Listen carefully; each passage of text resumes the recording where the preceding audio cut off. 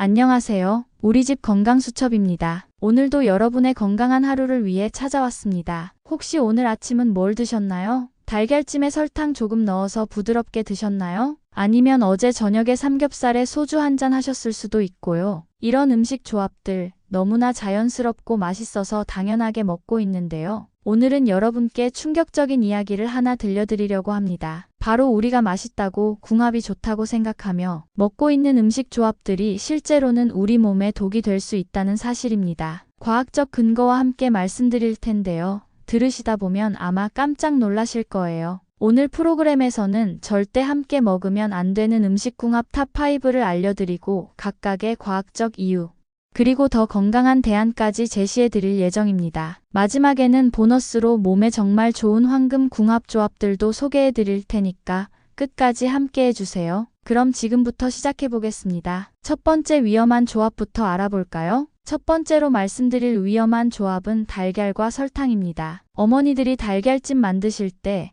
아이들 입맛에 맞추려고 설탕을 조금씩 넣으시죠? 더 부드럽고 달콤해져서 아이들도 잘 먹고 어른들도 맛있게 느끼거든요. 그런데 이 조합이 바로 첫 번째 함정입니다. 달걀 속에는 양질의 단백질이 풍부하게 들어있습니다. 특히 필수 아미노산이 완벽하게 균형을 이루고 있어서 완전 단백질이라고 부르죠. 그런데 여기에 설탕이 들어가면 어떻게 될까요? 단백질과 당분이 만나면 당화 반응이라는 것이 일어납니다. 이때 생성되는 물질이 AGEs, 즉 최종 당화 산물이라고 하는데요. 이 AGS가 바로 문제입니다. AGS는 우리 몸에 들어가면 혈관 벽에 달라붙어서 염증을 일으킵니다. 혈관이 딱딱해지고 탄력을 잃게 되죠. 이것이 바로 동맥경화의 시작점입니다. 실제로 미국 당뇨병학회에서 발표한 연구 결과를 보면 AGS가 당뇨병 합병증의 주요 원인 중 하나라고 나와 있습니다. 또한 알츠하이머병과도 관련이 있다는 연구 결과들이 계속 나오고 있어요. 특히 우리나라 사람들의 주요 사망 원인 중 하나인 심혈관 질환의 위험도 높아집니다. 작은 단맛을 위해 건강을 위험에 빠뜨리는 셈이죠. 그럼 달걀찜을 어떻게 만들어야 할까요? 가장 좋은 방법은 멸치 육수를 사용하는 것입니다. 멸치로 우린 육수를 넣으면 감칠맛이 살아나서 설탕 없이도 충분히 맛있어요.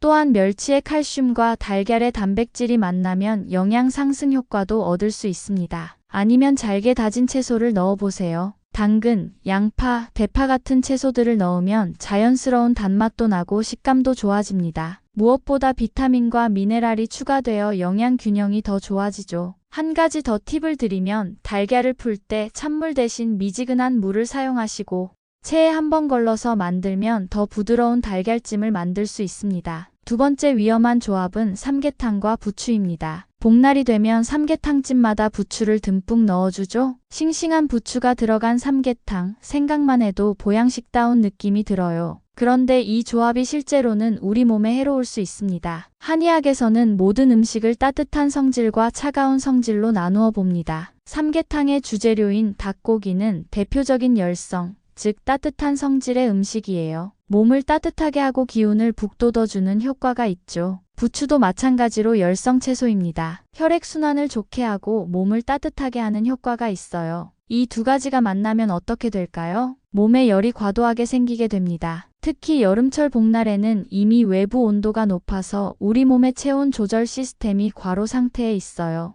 여기에 열성 음식을 과도하게 섭취하면 체온 조절에 문제가 생길 수 있습니다. 실제로 응급실에서 근무하는 의료진들의 이야기를 들어보면 여름철 봄날 이후에 열사병이나 탈진으로 내원하는 환자들이 늘어난다고 해요. 특히 고령층에서 이런 현상이 더 많이 나타납니다. 또한 평소에 몸에 열이 많은 분들, 예를 들어 얼굴이 자주 빨갛게 되거나 손발이 항상 뜨거운 분들은 더욱 주의해야 합니다. 이런 분들이 삼계탕과 부추를 함께 드시면 불면증, 두통, 소화불량 등이 생길 수 있어요. 현대의학적으로 보면 과도한 열성 음식 섭취는 혈압 상승과 심박수 증가를 유발할 수 있습니다. 특히 고혈압 환자나 심혈관 질환이 있는 분들은 더욱 조심해야 하죠. 그럼 삼계탕을 건강하게 먹는 방법은 무엇일까요? 가장 좋은 방법은 차가운 성질의 음식과 함께 드시는 것입니다. 오이냉국이나 미역국 같은 시원한 국물과 함께 드시면 열 균형을 맞출 수 있어요. 또한 상추, 깻잎 같은 차가운 성질의 채소를 많이 드시는 것도 좋습니다. 이런 채소들이 삼계탕의 열성을 중화시켜 주거든요.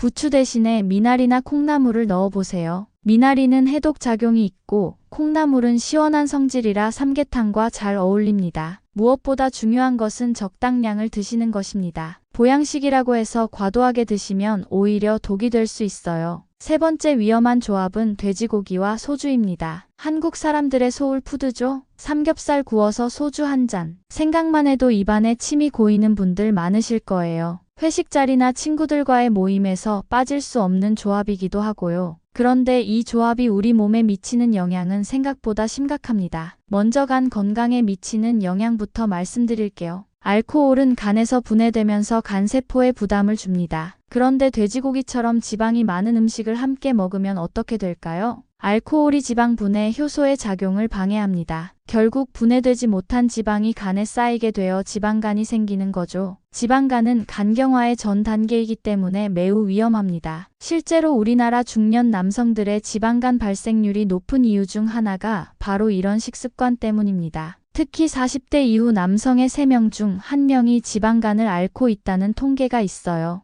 또한 이 조합은 혈중 콜레스테롤 수치를 급격히 높입니다. 돼지고기의 포화지방과 알코올이 만나면 중성지방과 나쁜 콜레스테롤인 LDL 수치가 상승해요. 미국 심장학회에서 발표한 연구 결과를 보면 지방이 많은 음식과 알코올을 함께 섭취하면 심혈관 질환 위험이 최대 40%까지 증가한다고 나와 있습니다. 특히 심근경색과 뇌졸중의 위험이 크게 높아져요. 혈압에도 악영향을 미칩니다. 알코올 자체가 혈압을 올리는 효과가 있는데 여기에 고지방 음식이 더해지면 혈압이 더욱 상승하게 되죠. 고혈압 환자들은 특히 주의해야 합니다. 또 다른 문제는 숙취입니다. 지방이 많은 음식과 알코올을 함께 먹으면 알코올 분해가 더뎌져서 숙취가 더 심해집니다. 다음날 컨디션이 나빠지는 이유가 여기에 있어요. 그럼 어떻게 해야 할까요? 돼지고기를 드실 때는 채소를 많이 함께 드세요. 특히 깻잎, 양파, 마늘 같은 채소들이 좋습니다. 이런 채소들에 들어있는 황화합물이 지방 분해를 도와주고 간 기능도 보호해줍니다. 상추나 배추 같은 채소도 좋아요. 식이섬유가 지방 흡수를 늦춰주고 콜레스테롤 수치를 낮춰주는 효과가 있습니다. 술은 소주보다는 와인으로 바꿔보세요. 와인에 들어있는 폴리페놀 성분이 혈관 건강에 도움이 됩니다. 물론 적당량만 드셔야 해요.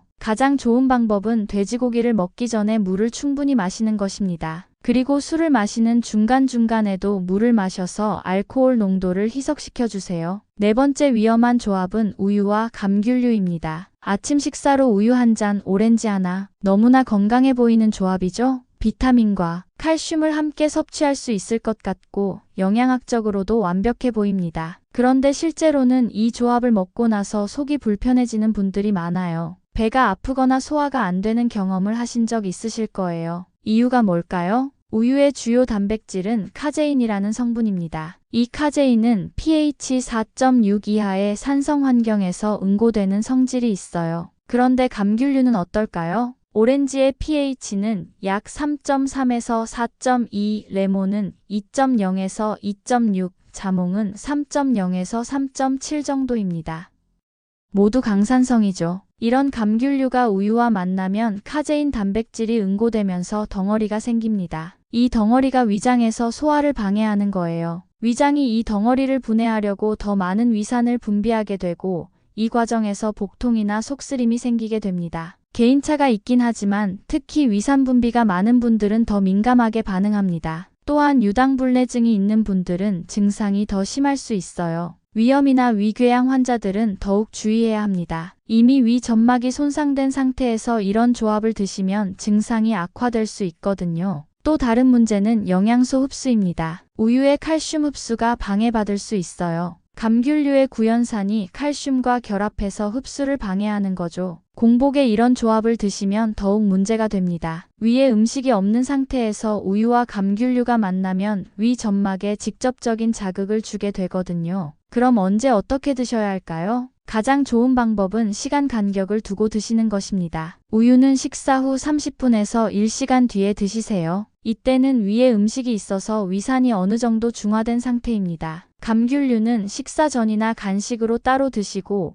우유와는 최소 1시간 이상 간격을 두시는 게 좋습니다. 만약 함께 드시고 싶으시다면 우유를 따뜻하게 데워서 드시거나 감귤류를 주스로 만들어서 물로 희석시켜 드시는 방법도 있습니다. 이렇게 하면 산성도가 줄어들어서 부담이 덜해져요. 또한 요거트와 과일의 조합은 어떨까요? 요거트는 이미 발효된 상태라서 감귤류와 함께 먹어도 큰 문제가 없습니다. 오히려 프로바이오틱스와 비타민C가 만나서 면역력 강화에 도움이 될 수 있어요. 다섯 번째 마지막 위험한 조합은 토마토와 오이입니다. 여름철 대표적인 샐러드 조합이죠. 토마토의 빨간색과 오이의 초록색이 보기에도 예쁘고 상큼하고 시원해서 더위를 식혀주는 느낌이에요. 대부분의 사람들이 건강한 조합이라고 생각하실 거예요. 그런데 영양학적으로는 그렇지 않습니다. 오이에는 아스코르브산 산화효소라는 특별한 효소가 들어있어요. 이 효소가 바로 문제의 원인입니다. 이 효소는 비타민C를 파괴하는 성질이 있거든요. 토마토의 가장 큰 장점 중 하나가 뭘까요? 바로 풍부한 비타민C입니다. 토마토 100g에는 약 20mg의 비타민C가 들어있어요.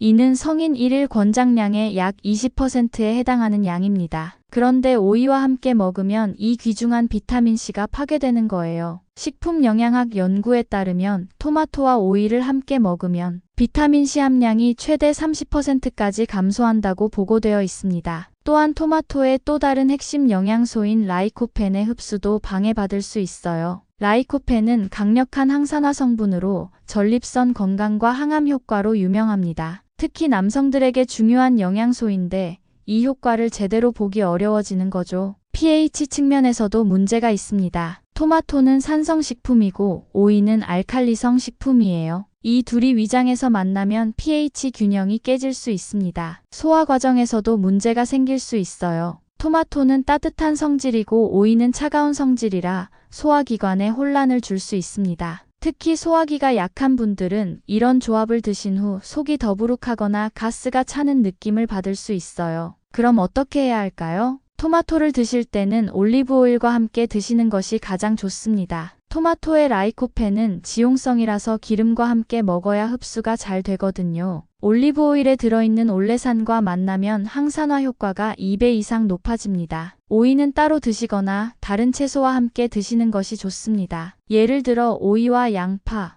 오이와 무 이런 조합은 문제가 없어요. 만약 정말로 토마토와 오이를 함께 드시고 싶으시다면 오이를 살짝 데쳐서 드시는 방법이 있습니다. 열을 가하면 아스코르브산 산화효소의 활성이 줄어들거든요. 또한 토마토는 익혀서 드시는 것도 좋은 방법입니다. 토마토 소스나 토마토 수프로 만들어 드시면 라이코펜 흡수율이 더 높아져요. 지금까지 피해야 할 조합들을 알아봤는데요. 이제 몸에 정말 좋은 황금 궁합들을 소개해 드릴게요. 첫 번째는 토마토와 올리브오일입니다. 앞서 말씀드렸듯이 토마토의 라이코펜은 지용성 성분이라 기름과 함께 먹어야 흡수가 잘 됩니다. 올리브오일의 불포화 지방산과 만나면 심혈관 건강에 탁월한 효과가 있어요. 두 번째는 달걀과 브로콜리입니다. 달걀의 단백질과 브로콜리의 비타민 K, 엽산이 만나면 뇌 건강과 뼈 건강에 시너지 효과가 납니다. 특히 달걀에 들어있는 콜린 성분이 브로콜리와 만나면 기억력 향상에 도움이 돼요. 세 번째는 연어와 아보카도입니다. 연어의 오메가3 지방산과 아보카도의 불포화 지방산이 만나면 염증 억제 효과가 뛰어납니다. 특히 심혈관 건강에 최고의 조합이에요. 네 번째는 시금치와 견과류입니다. 시금치의 철분과 견과류의 비타민 E가 만나면 철분 흡수율이 높아집니다. 특히 여성들의 빈혈 예방에 도움이 되죠. 다섯 번째는 당근과 올리브오일입니다. 당근의 베타카로틴은 지용성 비타민이라 기름과 함께 먹어야 흡수가 잘 됩니다. 눈 건강과 면역력 강화에 도움이 돼요. 오늘 우리집 건강수첩에서는 독이 되는 음식 궁합 5가지와 황금 궁합 5가지를 알아봤습니다. 달걀과 설탕, 삼계탕과 부추, 돼지고기와 소주, 우유와 감귤류, 토마토와 오이. 이런 조합들은 앞으로 피하시거나 조심해서 드시기 바랍니다. 중요한 것은 완벽하게 피하려고 스트레스 받지 마시고 조금씩 개선해 나가시는 것입니다. 건강한 식습관은 하루아침에 만들어지지 않으니까요. 오늘 들으신 내용이 도움이 되셨다면 좋아요 버튼 꾹 눌러주시고 구독과 알림 설정도 부탁드립니다. 여러분의 관심이 더 좋은 건강 정보를 만드는 원동력이 됩니다. 오늘 들으신 내용을 가족이나 친구들과도 공유해 보세요. 특히 중년 이후에는 이런 음식 궁합이 더욱 중요해집니다. 다음 시간에는 백세장수 밥상의 핵심 식재료들에 대해 알아보겠습니다. 건강하고 활기찬 하루 보내시고 지금까지 우리 집 건강수첩이었습니다. 감사합니다.